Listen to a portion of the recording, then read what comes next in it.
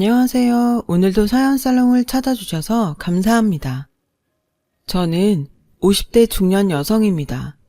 늦은 나이에 공부를 시작해서 지금은 대학에서 강의하고 있는데 그 사연을 얘기할까 해요.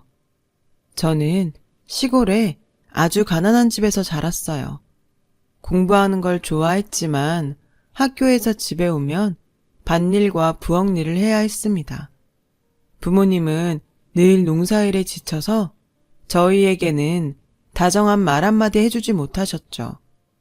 제 형제는 여동생 하나, 남동생 하나인데 저와 여동생은 당연히 중학교나 고등학교까지만 다니고 남동생은 대학까지 가야 한다는 게 집안 분위기였어요. 공부를 더 하고 싶었지만 말을 할 수 없었고요. 집이 너무 어려웠으니까요. 제가 중학교 2학년 때 엄마가 일을 하시다가 허리를 크게 다쳐서 한동안 누워 지내셔야 했고, 그때 아버지는 일방적으로 저를 학교에서 자퇴시키고 본격적으로 일을 하라고 하셨죠. 저는 한마디 반항도 못하고 시키는 대로 했어요. 밤에는 이불 속에서 혼자 울기도 많이 울었어요. 그렇지만 아직 초등학생인 여동생은 학교에 다녀야 했고 남동생도 공부를 시켜야 했어요. 저는 엄마가 하시던 힘든 집안일을 도맡아 하면서 틈틈이 좋아하는 책을 읽는 것으로 만족해야 했습니다. 그렇게 저는 나이가 들어갔고 여동생은 고등학교까지 마치고 남동생은 대학에 갔어요.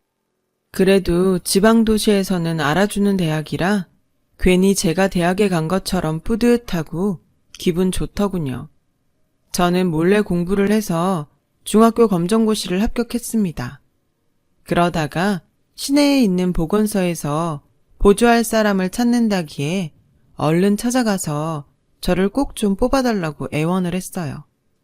왜 그랬는지는 모르겠지만 집에만 있다가는 안 될 것 같았거든요. 동생들은 다 도시로 갔으니까요.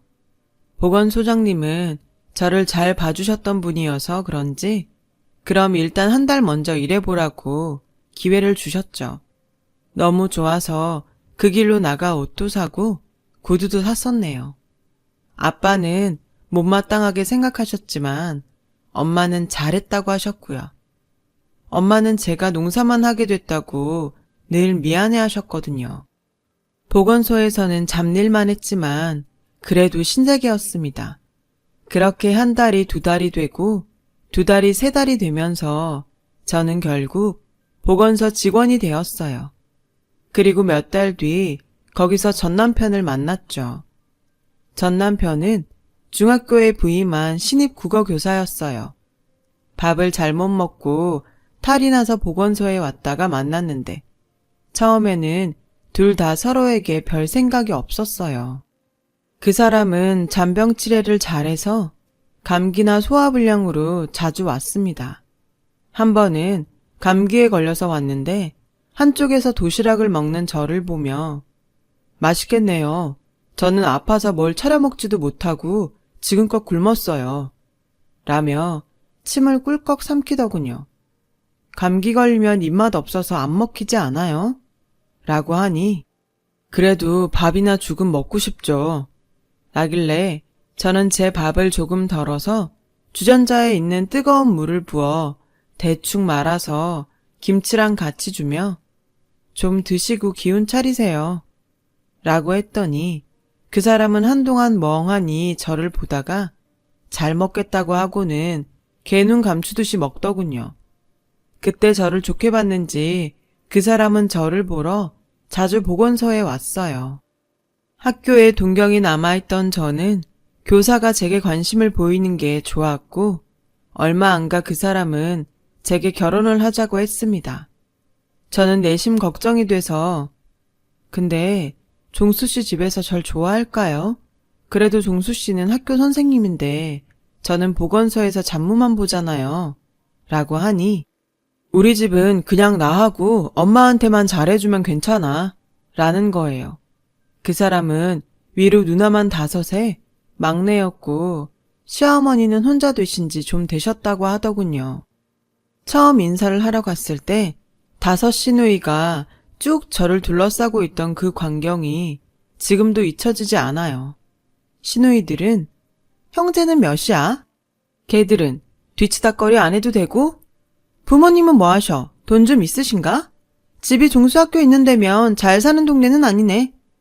등등 돌아가며 한마디씩 하는데 정말 진땀이 나더라고요. 시어머니는 우리 아들이 좋다니까 반대할 생각은 없다. 그저 집에 들어와 분란 일으키지만 않으면 돼. 시누이들이랑 잘 지내고. 엄마는 순영이가 무슨 분란을 일으켜요. 처음 만나면서 그런 말을 하면 기죽잖아. 라는 남편의 말에 얘가 벌써부터 지 마누라 편드네. 엄마가 못할 말이라도 했니? 너 그러면 안 돼. 네 마누라 미움받아. 라며 신우들이 다 들고 일어났습니다. 저는 정신을 못 차리고 얼떨떨하게 있다가 시댁을 나왔고 남편에게 누나들이 장난 아닐 것 같다고 하자 걱정하지 마. 다들 같이 살 것도 아니고 우리 집에 와서 간섭할 일 없어.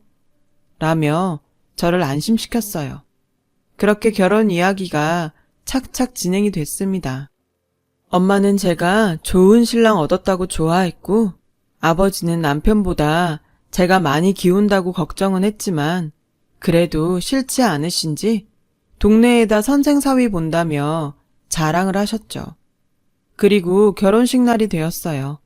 그날 신우들이 어찌나 시끄러웠는지 정말 잊을 수 없는 결혼식이었습니다. 안사돈, 우리 종수 갈 때마다 씨암탉은 기본으로 해주셔야 돼요.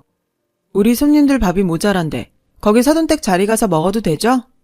음식이 뭐 이래? 사돈 솜씨 별로네? 저도 질리고 저희 엄마, 동생들도 질려 있는데 아버지만 손님들과 술을 드시며 신이 나 있었어요. 신우들이 난장을 치고 다니는 가운데 시어머니는 딸들을 말리지도 않으시고 묵묵히 식사만 하시더군요. 당연히 할 수 있는 걸 한다는 태도였죠. 그렇게 시누이들이 몰려다니며 시끄럽게 군 결혼식이 겨우 끝나고 저와 남편은 짧게 신혼여행을 다녀와 시댁에서 신혼생활을 시작했어요. 학교가 먼 남편은 출퇴근 때문에 주말에만 오기로 했고요. 저는 남편 없이 시댁 생활에 적응하는데 엄청 고생했죠. 시어머니는 새벽 4시에 저를 깨우셨고 그때부터 집안일을 해야 했습니다. 집안일이야 어릴 때부터 해오던 거니까 익숙했지만 문제는 양이었어요. 시어머니는 초장에 며느리 기를 들이려고 하신 건지 옷장 아주 깊숙한 데 있던 것까지 다 꺼내서 빨래를 시키셨고요. 어머니, 이건 옷이 다 해져서 못 입을 것 같은데요. 그냥 버릴까요? 넌 시키면 시키는 대로 하지 무슨 말이 그렇게 많니? 이제 막 결혼한 새댁이 따박따박 시어머니한테 못 배운 집이라 그런가 아주 애가 엉망이네. 아휴. 시어머니는 혀를 끌끌 차시며 싫은 티를 확 내시더군요. 그리고는 저를 째려보며 빨리 해. 점심때 니네 신우들 밥 해 먹여야지. 라며 소리를 쳐서 형님들 집에 안 가셨어요? 그럼 하나밖에 없는 올케가 결혼하고 첫밥도 안 차려주고 다들 돌려보내려고 한 거냐? 이런 못 배워먹은? 아무튼 모자란에 들어와서 내 입만 아프게 생겼네. 얼른 그것부터 해놔. 시장 가서 장도 봐야 된다. 시어머니는 첫날부터 말끝마다 못 배웠다는 말로 저를 타박하셨어요. 저는 너무 서러웠지만 처음이니 시어머니와 잘 지내야겠다는 마음으로 꾹 참으며 시키는 일을 다 했죠. 그리고 아침 10시도 안 돼서 신우들이 하나 둘 오기 시작하더라고요. 신우들은 빨래가 안 끝나서 쩔쩔 매고 있는 저한테 와서 우리 엄마 잘 모셔야 돼. 허투루 하면 가만 안 둬. 라며 협박인지 뭔지 알 수 없는 말들을 했고 점심에 직접 밀전병을 밀어서 만든 구절판을 먹고 싶다며 당장 만들어 내라는 거였습니다. 어머니, 형님들이 구절판 먹고 싶다고 하시는데요. 그걸 나한테 말하면 구절판이 나한테서 나오니? 그러니까 장 보러 가야 된다고 얼른 하랬잖아. 애가 미련한 거야, 굼뜬 거야. 라며 핀잔하셨고 그 말을 들은 신우들은 킥킥대며 웃고 있었어요. 저는 눈물이 나오려는 걸 꾹 참으며 시장에 가야 했죠. 남편 오는 날만 생각하면서 음식을 만드느라 신우들이 뭘 하는지는 신경 쓸 틈도 없었습니다. 정신없이 음식을 만들고 차리고 치우고 나니 밥때는 훌쩍 지났고 저는 아무것도 먹지 못한 상태였지만 너무 피곤해서 방에 들어갔는데 정말 놀랐어요. 저희 방 가구 위치가 다 바뀌어 있었고 벽에 걸어놓은 결혼사진은 없어지고 그 자리에 시부모님 젊은 시절 사진이 떡하니 걸려있더군요. 너무 기가 막혀서 말도 안 나오는데 막내 신우가 문을 열고 들여다보며 니넨 방이 그게 뭐니? 우리가 다시 정돈하느라 아주 기운 다 빠졌다. 옥수수 좀 삶아봐. 네가 밥을 얼마나 조금 했는지 간에 기별도 안 간다. 라더니 시부모님 사진을 가리키며 항상 잘 기억하라고 알았지? 하고 문을 닫았습니다.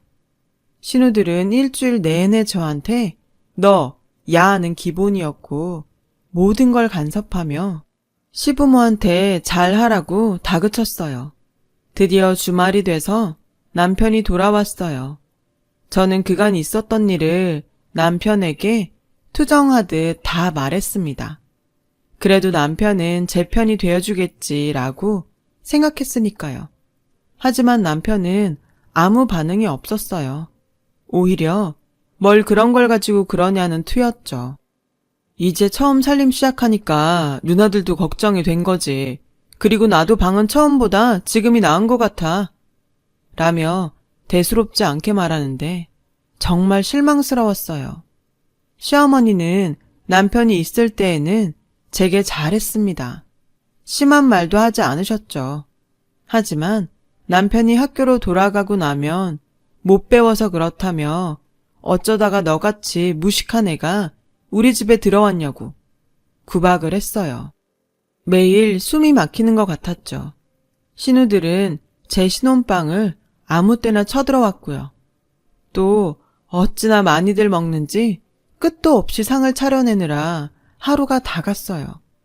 제 결혼식만 끝나면 다들 돌아갈 거라고 했는데 막내 신우는 아예 집으로 들어왔고 다른 신우들도 하루가 멀다 하고 왔죠. 얼마 지나지 않아 신우들은 자기들 집 빨래까지 가져와서 저더러 빨라고 하더군요. 형님들 빨래는 형님들 집에서 해서 말려야죠. 이것까지 제가 어떻게 해요. 안 그래도 집안일이 얼마나 많은데요. 라고 했더니 막내 신우가 득달같이 시어머니를 부르더군요.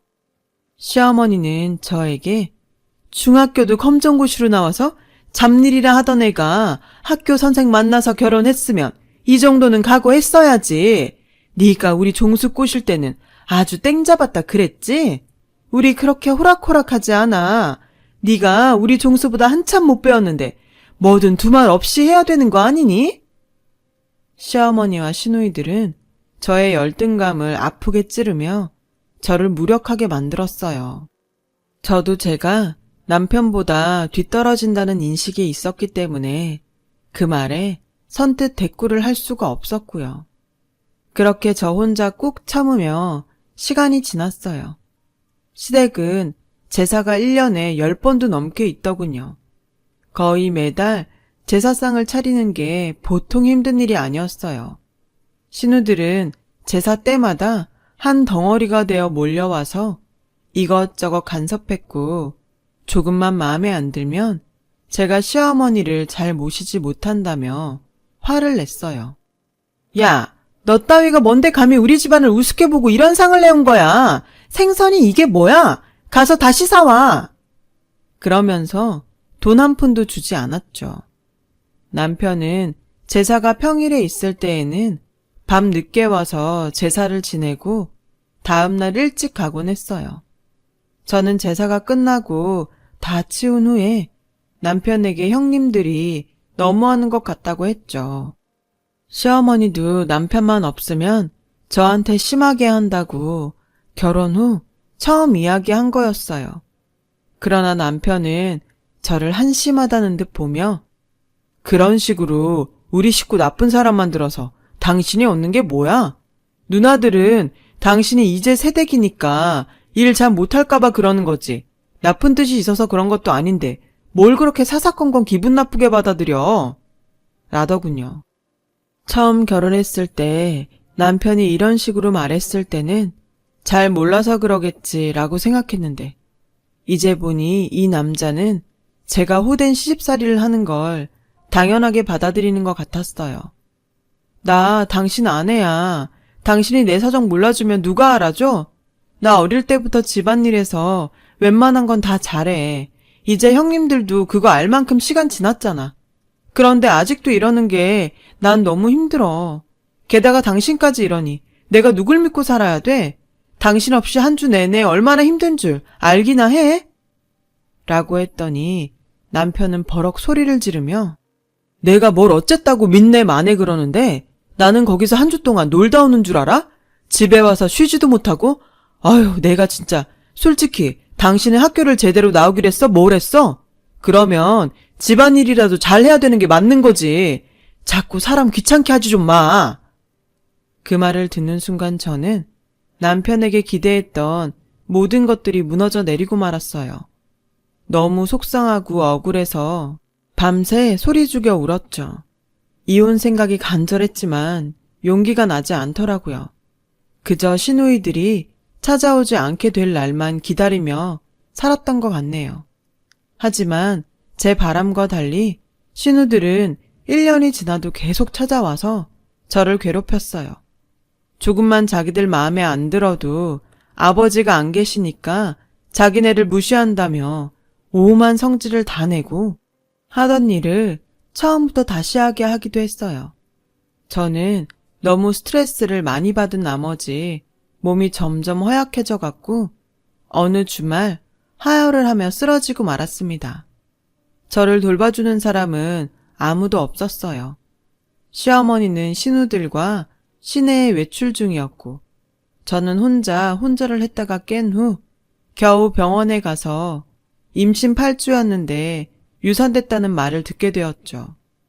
집에 돌아오니 아직 아무도 오지 않았더군요. 저는 혼자 편히 쉬고 싶어서 문을 잠그고 방에 이불을 펴고 잠이 들었어요. 얼마나 잤는지 주변이 시끄러워서 깼더니 둘째 신우가 저를 막 흔들고 있더군요. 대체 잠을 몇 시간이나 자는 거야? 때 됐는데 밥할 생각도 안 하고? 얼른 일어나! 우리 다 배고프단 말이야. 저는 그저 눈만 꿈뻑이며 있다가 겨우 일어났어요. 거실에서는 시어머니와 다른 신우들이 TV를 보며 과일을 먹고 있더라고요. 저는 겨우 밥상을 차리고 돌아와 다시 누웠고 사람들이 밥을 먹는 사이에 남편이 왔어요. 저는 남편 옷을 받아주며 나 오늘 아파서 병원에 갔는데 아이 유산됐대 라고 하니 남편은 인상을 쓰며 뭐? 아니 얼마나 자기 관리를 잘못했으면 그런 일이 생겨. 자기 몸은 자기가 알아서 챙겼어야지. 당신 말이야. 집에서 뭐 하는 게 있다고 일이 그 지경이 되게 만들어? 라며 큰 소리를 냈고 그 소리에 시어머니와 시누이들이 들어왔습니다. 아이가 유산됐다는 말에 시누들은 혀를 차며 저를 째려봤고 시어머니는 화가 난 얼굴로 맨날 종수한테 우리가 일 시킨다고 불평 불만 늘어놓더니 네가 아예 작정을 한 거지? 일부러 애 떨어뜨린 거 아니야? 라며 저한테 삿대질을 하시더군요. 저는 더 이상 견딜 수가 없어서 그 자리에서 가방을 챙겨 집을 나왔습니다. 당신 우리한테 시위하는 거야? 그래, 어디 나가봐. 가면 어딜 간다고? 라며 남편이 화를 내는 소리가 들렸고 막내 신우는 아니 지금 누가 잘못해서 남의 집 귀한 손 떨어뜨려 놓고 행패야 행패는. 이러고 나갈 거면 다시는 오지 마. 라며 악을 쓰더군요. 저는 그 길로 여동생이 있는 곳으로 가서 며칠을 쉬었어요. 여동생은 저를 보고 펑펑 울더니 언니, 우리 어릴 때 언니가 고생했으니까 이제 내가 갚을게. 걱정 말고 언니 배우고 싶은 거 배워. 내가 돈 대줄게. 라며 저를 꼭 끌어안았습니다. 저는 동생이 너무 고마워 눈물만 흘렸어요. 몸을 추스린 후 저는 식당에서 설거지를 하며 고등학교 과정을 공부했어요. 동생한테 너무 부담만 주기는 싫어서 조금이라도 벌었죠. 검정고시에 합격하자 여동생은 저에게 대학 입시 공부를 하라더군요. 언니가 우리 중에 머리도 제일 좋고 공부도 진짜 잘했잖아. 이제라도 아버지 눈치 보지 말고 언니 직성 풀릴 때까지 해봐. 안 되면 어쩔 수 없지만 믿져야 본전이잖아. 그리고 언니는 분명 합격할 거야. 라고 용기를 줬습니다. 쉽지 않았지만 대입 공부를 시작했죠. 그 사이 남편에게 이혼 통보서도 받았어요. 제가 일방적으로 집을 나갔으니 위자료도 줄 수 없다는 내용이 적혀 있었어요. 갑자기 시어머니와 신우들에게 당했던 일이 생생하게 떠올랐고 억울함에 정말 이를 악물며 공부를 해서 2년 후 대학에 붙었어요. 동생들은 무척 기뻐했어요. 누나, 입학금은 내가 내줄 테니까 걱정하지 마. 라며 저를 격려해 주는데 어찌나 기쁘던지 말로 다 할 수 없었죠. 학교를 다니며 등록금을 버는 건 정말 힘들었어요. 한 학기는 장학금을 탄 적도 있지만 일을 하다 보니 공부 시간을 많이 놓쳐서 장학금 성적이 잘 나오지 않을 때도 덜어 있었거든요.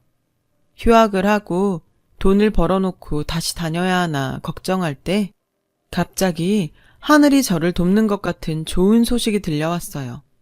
부모님이 사시던 집과 근처 땅이 자식 없는 친척분 소유였는데 그분이 돌아가시면서 부모님께 물려주셨다는 겁니다. 그 장소를 관광지로 개발을 하기 위해 정부에서 보상금을 준다고 했고요. 엄마는 제게 오셔서 너네한테 돈 나눠줄 건데 순영이 너한테 더 주려고. 네가 어려운 형편에 공부도 끝까지 못해서 너무 힘들었잖아. 지금이라도 공부한다고 애쓰는데 편하게 해주지도 못하고. 그러니 이 돈으로 등록금 하고 열심히 공부해. 정말 기적 같은 일이었어요. 제 생각을 해주신 부모님께도 감사했고요. 동생들도 엄마 말대로 하겠다며 오히려 돈을 더 보태겠다고 했죠. 그렇게 가족들의 응원을 받아 저는 남은 대학 학기를 잘 마쳤고 대학원에 가서 박사 과정까지 공부했죠. 정말 저에게 배움이 이렇게나 행복을 주는지 몰랐어요. 시간 가는 줄 모르고 공부했어요. 그래도 힘든 날이면 시댁에서 못 배운 주제라며 저를 깎아내리던 모습이 떠올라 정말 더 열심히 했어요.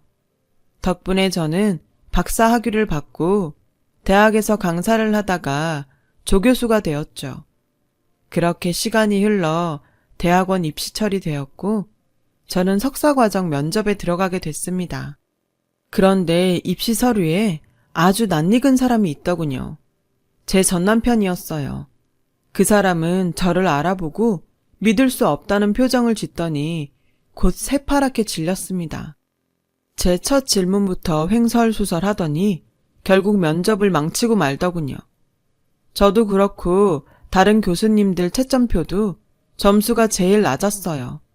면접이 끝나고 나니 남편은 저를 기다렸다가 쫓아왔더군요. 순영아, 이게 어떻게 된 거야? 이런 소식은 좀 전해주지 그랬어. 저는 그 말에 정색을 하며 김종수 씨, 면접 끝나자마자 찾아와서 반말부터 하시고 이러는 거 아니죠? 그리고 저는 엄연히 여기 교수입니다. 저한테 할 말 있으시면 교수님이라고 예의부터 차리세요. 라고 하자 남편은 당황해서 아니, 그게 제가 그러려던 게 아니고 죄송합니다 교수님 하며 쩔쩔맸습니다.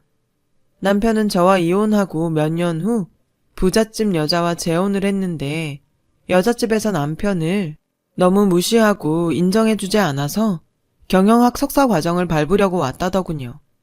외국 유학 갈 실력은 되지 않아서 국내 대학에 왔다고요. 국내 대학은 되게 만만하신가 본데 성적은 그럴 처지가 아닌 것 같던데요.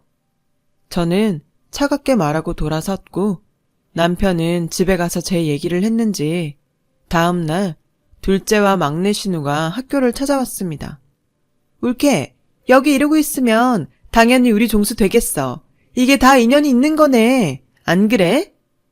조용히 하세요. 여기가 당신들 안방인 줄 알아요? 저는 제 연구실에 찾아와 호들갑을 떠는 신우들에게 소리를 질렀고 신우들은 금세 조용해졌습니다. 제가 왜 댁들 올케입니까? 저는 완전히 남입니다. 자꾸 이런 식으로 댁들 동생 뽑아라 말아라 하면 신고할 겁니다. 라고 하니 두 사람은 어쩔 수 없이 돌아가더군요. 나중에는 시어머니와 다른 신우들까지 저를 찾아와서 싹싹 빌었어요. 어떻게든 네가 우리 종수 합격하게 해주면 안 되겠니? 내가 정말 잘못했어. 다 내 잘못이다. 미안하다. 그래 올케 이런 사람 아니었잖아. 우리 종수 귀한 독자야. 네가 어떻게 좀 해봐. 할머니, 못 배우셔서 뭘 잘 모르시나 본데요. 대학원 시험이란 게 시장에서 나물 가격 흥정하는 게 아니에요. 아줌마들도 때만 쓰면 다 되는 줄 알고 사셨죠? 그렇게 무식하니 대학교까지 찾아와서 부끄러운 줄도 모르고 지네 애가 어떤 애 독자네 그런 말을 하죠.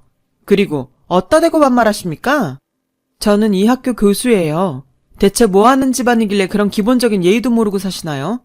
여기는 댁들처럼 무식한 사람들이 와서 늘어붙는다고 뜻대로 되는 데가 아니에요. 대학 때 성적하고 시험 본 걸 토대로 공정하게 뽑으니까 억지 그만 쓰고 돌아들 가세요.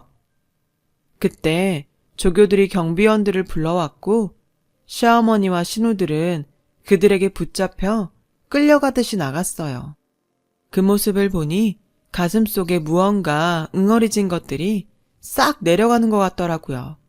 정말 인생은 새옹지마란 말을 실감했고요. 전 남편은 다른 지원자들보다 성적도 좋지 않았고 면접 점수도 나빠서 전반적 점수가 낮으니 결국 떨어지고 말았어요. 그 뒤로도 몇 번 저를 찾아왔지만 만나지 않았죠. 저는 지금 늦게 결혼을 다시 하고 남편과 오붓하게 잘 살고 있습니다. 제가 끈질기게 공부할 수 있었던 건 시댁에서의 일에 오기로 버텨낸 것 같아요. 그때 일이 밑거름이 되어서 지금 인생이 행복하니 이제는 저도 만족합니다. 제 인생에 자부심을 가지고 살아가렵니다. 긴 이야기 들어주셔서 감사합니다. 다들 좋은 하루 되시고 행복하시길 바라겠습니다. 여러분, 사연 댓글에 응원과 현명한 조언 부탁드려요. 좋아요와 구독은 저에게 큰 힘이 됩니다. 오늘도 좋은 일 가득하세요.